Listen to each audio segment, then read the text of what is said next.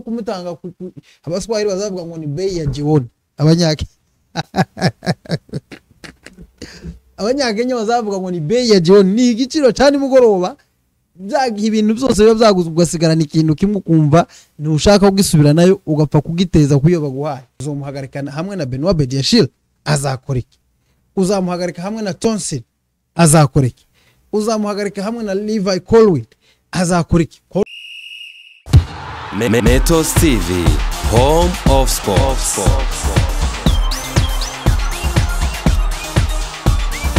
Alright, bakunzi ba Metos TV, bakunzi ba home of sport, reka twizere kuko mwebwe mwese mumeze fresh, twizere kuko mwebwe mwese mumeze neza, twizere kuko mwese muri gushima Imana nkuko bisanzwe muri studio za Metos TV, muri kumwe nanjye Metose. Niba utarakora subscribe, please kora subscribe, nugukandaho gusa nta bintu byinshi, ukora subscribe, liking, dukomeze tuzamure channel yacu twigendera kuko bisanzwe nandi makuru y'ikipe ya Chelsea FC cyangwa se update amakuru masha abari kuvugwa muri Chelsea umunsi kubundi. So ayo makuru rero reka tuyatangizanye n'abanyezamu. Munsi Chelsea yagize ikitangaza ku banyezamu, Chelsea yagize ikitangaza ku defenseur basha iri gushaka kugura ndetse n'abandi bakinyi Chelsea ishaka gusohora. Ibyo zose Chelsea yagize icyo ibivugaho uyu munsi. Dutangiye na gahunda y'abanyezamu, umva uko babivuze hano. Bavuze ngo Chelsea will conduct a summer review of their goalkeeper position to establish whether or not they enter the market or choose two of Robert Sanchez, Philip Jorgensen, Petrovic or Mike Pendes to be their first choice pair next season. Ngo Chelsea ngo izakora review muri summer mu banyezamu babo kugira ngo barebe ababiri bazaba bahari next season cyangwa se barebe niba bashobora kuja ku isoko muri summer kugura abandi banyezamu. Cyo si ikibazo, ariko icyantangaje nuko basubiye ku includingamo Robert Sanchez. Baravuze ngo muri summer Chelsea za reviewinga niba ikeneye kuja ku isoko kugura umunyezamu cyangwa se bazarebe hagati y'aba banyezamu ko ari bane, Robert Sanchez, Philip Jorgensen, Petrovic ndetse na Mendes, barebe niba hari umwe ushobora kuba umunyezamu wabo number 1. Ndibaza ngo why Sanchez? Why Sanchez? Even Jorgensen na Jorgensen nawe guys biragaragara kuko Jorgensen atari kuri level ya Chelsea. Kindi kandi biragaragara kuko Jorgensen atari even level yo kuba ari muri Premier League makipe makuru. Uyarakira umpeti wo kuba at least ari mu ekipe nka za Southampton, ekipe za Ipswich, ekipe nka zino kipe zito ahangaha bigaragara kuko ari yo level ye, kubera ko imikinire ye n'imikino yakinye zamaze kutugaragariza already kuko buriya bushobozi ntabwo afite. Ariko Robert Sanchez we kutugaragariza gusa kuko ubwo bushobozi atabufite. Icyambere no mu myaka ni mukuru. Robert Sanchez ntaga kiri umpeti ngo tuvuga ngo tumwihanganire was improving ngo azozamuka ngo azongeramo akabaraga cyangwa se ngo tuvuge ngo ni experience. No, Robert Sanchez ni umunyezamu twakuye mu ikipe ya Brighton. Ikipe ya Brighton yabanjije kubaho umunyezamu number 1, buke baramudropinga kubera ama mistake nkari bamugira umunyezamu wa kabiri. Chelsea iragenda iramutoragura kugize igenda itoratora gusa ibyo yishaki, baramutoragura baramuzana bamugejeje muri Chelsea. Robert Sanchez form ziziwe ntago zari nziza, no ntago zari nziza. Muravyibuka ko na Pochettino yamudropinze kubera yes yagiye mu mvune ho gakeya. Petrovic afata umwanya, ariko no mu gihe yagarutse yakomeje agaragaza kuko ubu bushobozi ntabwo afite bwo kuba umunyezamu wa mbere wa Chelsea FC. Kugeza ubwo uyu mucoach Pochettino afashe icyemezo icyemezo cyo kumudropinga completely, cyo kumudropinga akemeza kuko Petrovic ari ugiye kuba umunyezamu wacu number 1. Kandi amaze kugira Petrovic umunyezamu number 1 nibwo twatangiye gupikinga intsinzi zigiye zikurikirana, ama clean sheet akurikirana kubera kuko twamaze kubona umunyezamu. So Enzo Maresca afashe umwanya cyangwa se Enzo Maresca afashe Chelsea yakoze icyo bazabita mistake, nje no kwita ko ari mistake. Yafashe uwo bita Petrovic, arangije gufata Petrovic icyo yakoze amutanga on loan, asigarana uyu mutipe Robert Sanchez. None Robert Sanchez arangije atubana mubi guys, tubana mubi kugeza kuri urugwe, kugeza n'uyu munsi turi kuvuga Robert Sanchez aracyari umunyezamu umwe mu banyezamu babi muri Premier League right now. Yes, after my saves, ariko kandi niwe munyezamu ufite ama mistake yaledinze ku bitego kurusha abandi banyezamu bose muri Premier League. Uyu niwe munyezamu bahaye bavuga ngo muri sama y'ubutaha ngo bazoreviewinga barebe niba Robert Sanchez ashobora gustaying ari number 1 wa Chelsea next season. Ngo hagati yiwe na Mendes na Petrovic ndetse na Philip, ngo barebe ushobora kuba umunyezamu wa mbere wa Chelsea. Guys, if iyo ija kuba ari nkanje making a decision, Petrovic yari guhita garuka express mwizamu rya Chelsea. Barangiza bagahita bafata uyu Mendes nawe express agahita umunyezamu wa kabiri wa Chelsea. Philip Jorgensen bakamutanga on loan, barangiza bagafata Robert Sanchez bakamugurisha akadusubira mu ikipe akadusohokera. Changas at least Philip Jorgensen maybe bakamugira number 2, Petrovic akagumana number 1, Mendes bakamutiza, ariko nawe tukamutiza ari ukugira ngo gaining experience, tukamutiza muri Premier League, muri ano makipe yo muri Premier League kugira ngo aguma azamura ubumenyi cyangwa se agumemenyere icyo bazabita Premier League. Otherwise Robert Sanchez muri Chelsea, I don't want to see him anymore.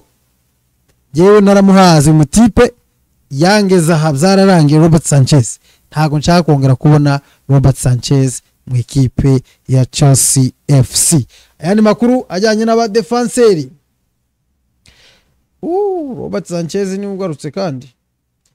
So here Chelsea has long-term interest in other central back such as Murillo and McGuhi. But if Chelsea igize yifuza cyangwa se ishaka abandi ba central back, abandi ba defenseri binyuma cyangwa se aba defenseri ku mutima wa defense nkuko mukunze kubivuga, baravuga ngo harimo uwo bita Murillo n'umukinyi w'ikipe ya no defenseri w'umunya Brazil, I guess, ukinira ikipe ya Nottingham Forest. So n'uyu McGuhi nuwa Crystal Palace, mwese muramuzi na January niwe bashakaga kugura mbere yuko bagarura Trevor Chalobah. Barangije baravuga ngo but if they win the race of Dean Howson, it would be deja vu for Liverpool after losing out on Caicedo and Lavia previously. Baravuga ngo Chelsea rashaka uyu mutipe witwa Murillo wa uyu defenseur w'ikipe ya Nottingham Forest, ndetse barashaka na McGuhi, nukuvuga ngo umwe muri abo bombi. Ariko kandi baravuga ngo nibaramuka batsindiye akagapeti aka defenseur k'ikipe ya Bournemouth, akagahungu kitwa Dean Howson, nibaramuka bagatsindiye kano ati kizaba ari igisebo kuri Liverpool, kandi kubera kuko Liverpool yamushakaga kandi bashatse Caicedo tumubakuraho, bashaka Lavia tumubakuraho, ati noneho turamuza tubakuyeho n'uyu mupeti, ivyo ngivyo byabaragahomera mu mugani w'ababivuga, ati byaba bisibitse ku ikipe ya Liverpool. Ayo ni amakuru avuga kuko Chelsea iri gushaka this guy. So abi confirminga neza aravuga ngo Chelsea lead the race to sign Dean Howson, and their plan is likely to be attractive to him even if no Champions League football next. Hano baravuga ngo Chelsea iyoboye race, Chelsea niyo iyoboye mwigura ry'aka gapeti aka Dean Housen aka defenseur k'ikipe ya FC Bournemouth na Kanyespanye. Chelsea niyo iyoboye ati kandi n'uyu mpeti icyifuzo ciwe nuko ashobora gukinira Chelsea. Reka mbibutse kuko Real ngo ntikiri muri race isigaye Liverpool na Chelsea, ariko uyu mpeti nawe yifuza Chelsea cyane niyo ashaka kujamo ati ndetse atitaye nuko tudashobora kuba qualified muri Champions League mwaka utaha w'imikino. Ati nubwo Chelsea idashobora kuba muri Champions League, uyu mpeti yifuza gukinira Chelsea cyane kuruta uko ashobora gukinira ikipe ya Liverpool. Of course Chelsea niramuka igatsindiye Liverpool rwose izemere nubwo izaba yatwaye Premier League, ariko izemere imanika amaboko ivuge ngo Chelsea iracaturenze, Chelsea irakomeye, Chelsea iraturuta. Kubera bashatse Moise Caicedo, tumuhamagaye Moise Caicedo azi wacu. Bashatse Romeo Lavia, tuhamagaye Romeo Lavia azi wacu. Bashaka kano gapeti, ariko agapeti katangiye kwerekana inyenyeri kuko gashaka ikipe ya Chelsea FC. Kavuze ko even if nubwo Chelsea azobiri muri Premier League, ariko cyifuzo ciwe nugugira gute nugukinira Chelsea FC. So aka gapeti karacyari akana gato ariko kagahanga kandi ubona gafite kazoza. Gusa ikibazo mfite kuri uno mpeti ntago nshidikanya ku buhanga bwe, namaze kubona already.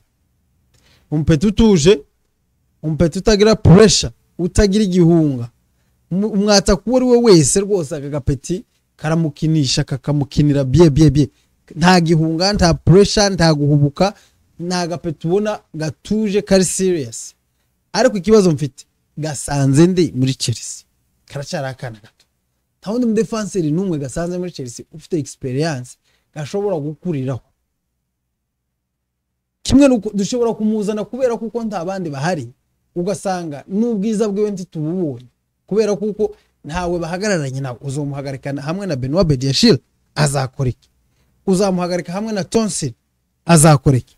Uzamuhagarika hamwe na Levi Colwill azakora iki? Colwill nawe bose buri mu defenseur dufite bahubuka ba mistake menshi, uyu type nawe arimo. So nkibaza iyo cyo kumuzana dufite nka Thiago Silva cyangwa se undi mu defenseur ufite experience mukuru, uyu mpeti at least bagakina na hari umwaka umwe cyangwa imyaka ibiri yari kudusigira umukinyi mwiza cyane. Ariko kumuzana asanze bariya 50-50 kuko dushobora kubona ubwiza bwe cyangwa ntitubone. Ikindi kandi uyu mpeti ashobora kuba buriya bwiza bwiwe ari ubwo mu ikipe nk'ikipe Bournemouth, kubera izikipe ntoya nta pressure, izikipe ntoya nta pressure y'abafana ziba zifite, bakora ibyo bakoze abafana bakanyugwa n'ibyo kubera kuko bazi kuko ari ku bushobozi bwabo bugize gute bungana. Ariko nk'ikipe nka Chelsea nashika hariya ntituzomusaba kuza muri top 4, tuzasaba Premier League. Akorere kuri ya pressure yo kumva ko hayashaka iki, hayashaka Premier League, bitume umpeti umupira umunanira. Kindi cyongeye nasanga twaje muri top 4 maybe nituramuka tuyijimo, uyu mpeti ushobora kugira gutya ugasanga ko turasaba Champions League. Abana ibi ni bikombe tuzi tumenyereye gutwara, twumva ko nubundi tugifite bwa bushobozi bwo kugira gute bwo kubitwara. Ari nabyo abakenyi bamwe muri aba bakenyi dufite ubunyine ari ya struggle bafite, kubera tubasaba ibyo batazi batarabona, badafite n'ubushobozi bwo kugira gute bwo kuduha. So uyu mpeti rero ni mwiza pe, ariko sinzi niba ashobora gushika muri Chelsea akabasha guhandolinga iriya pressure y'abafana, iriya pressure y'ikipe nkuru, buriya busabe bwacu twumva dushaka ibintu binini bikomeye. Muri Bournemouth ashobora kuba yakinaga biriya byiza kubera iki nta gihunga afite, nta Premier League bari kumusaba, nta top 4 bari kumusaba, nta Champions League ari kujyamo, na even na Europa League nayibona bazokoma amashi bazumva achievings ikintu kinini cyane. Ariko twebwe turi ikipe nkuru dusaba byinshi. So imbungenge zanje ntago ari ukura mpeta arimo, imbungenge zanje ahubwo namara gushika hari atugize amahirwe tukamubona akagera hari azahandolinga iriya pressure ku buryo tuzongera tukamubona ari gukora nk'iba ari gukora muri FC Banama. Ikindi kandi azahagararana nande hariya kugira ngo tubashe kubona partnership nziza. So andi makuru twihuta, uyu musore bamwita Christophe Nkunku. Christophe Nkunku, Enzo Maresca ari abantu benshi mutabonye kuko mu mukino w'ubushize wa Fulham Christophe Nkunku nta nubwo yari ari no kuri bench, nta nubwo yari ari muri squad ya travelinze ija kwa Fulham. Christophe Nkunku ntibari bigeze bamushira muri first 11, nta nubwo yari yajanye na kipe, yari yasigaye aho bazabita iwabo cyangwa se Stamford Bridge. Enzo Maresca barangije baramubaza nyuma y'umukino, baramubaza ati what happened kuri Christophe Nkunku, ko Christophe Nkunku atagaragaye kuri bench, atagaragaye mu kibuga, bimeze bite? Maresca avuga kuko ari technical decisions ziwe zo kumusiga ariko hari atavunitse. Andi rumors avuga ko abacoach bano bandi batoya baba bari kumwe n'abakinnyi umunsi ku wundi, abangaba ngo babwiye Enzo Maresca ngo hagati ya Tyler George na Christophe Nkunku urahitamo umwe turi bujane, ntabwo uri bubajane bose, kubera ko bari bazi ko Jackson already arahari as a striker, so undi bari buze gukenera ni umusimbura wa Jackson in case dushaka ko Jackson asimbura.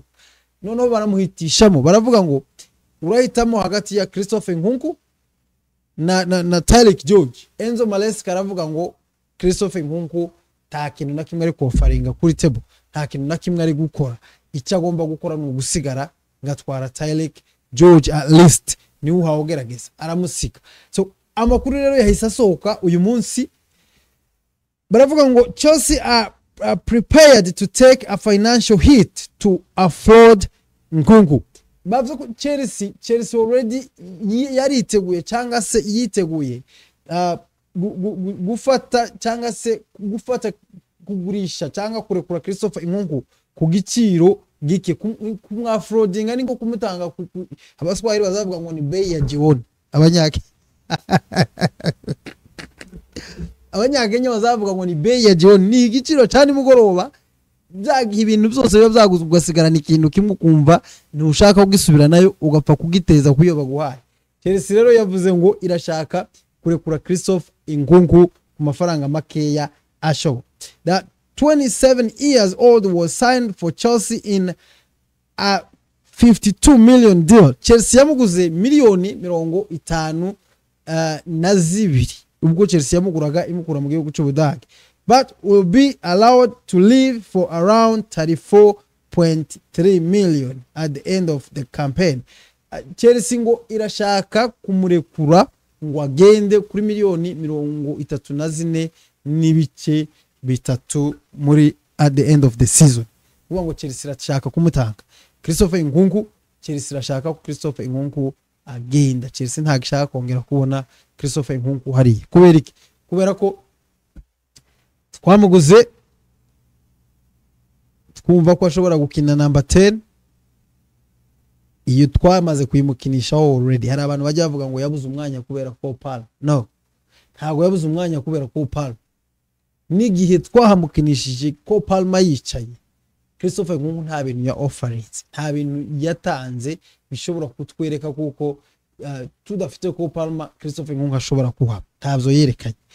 Tumufashe tumupushinze ku mwanya wa striker, ni naho yakinye inshuro nyinshi, naho dusanga nta kintu kirimo, dusanga nta kintu ashobora kuduha. So Chelsea rero yafashe icyemezo cyo kugira gute cyo kumutanga ku bibe iryane mugoroba cyangwa se ku mafaranga ayariyo yose abonetse, bakamurekura Christophe Nkunku akagira gute agasohoka muri Chelsea umwaka utaha w'imikino. Ukuvuga ngo muri sama dushobora kuzaba tutari kumwe n'uwaza bita Christophe Nkunku. So turarangije ikiganiro cyacu, reka tugihagarikira aho ngaho, ariko ndashaka kumva commentaire zanyu uko mutekereza kuri Dean Howson uyu mupeti. Ndashaka kumva hagati y'abanyezamu bane Chelsea yavuze, ninde munyezamu mwifuza kubona ahagaze mu izamu rya Chelsea uyu mwaka utaha cyangwa se next season. Kindi kandi ndashaka kumva ibitekerezo byanyu kuri Christophe Nkunku. Turangize, you guys, aba basore ninde ubazi ninde ubazi, ninde ubibuka, ni nande mwemera kuruta abandi.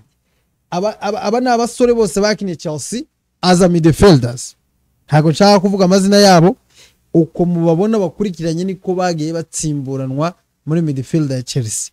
Apeti bose babirabura bakiniye Chelsea bagiye batsimburanwa. Uyu nguyu we bari kwambika iyo boro, ndabizi ko mutamuyobegwa, uyu bamwita Moise Caicedo. Uyu nguyu ndabizi ko mutamuyobegwa kubera ko turamufite right now.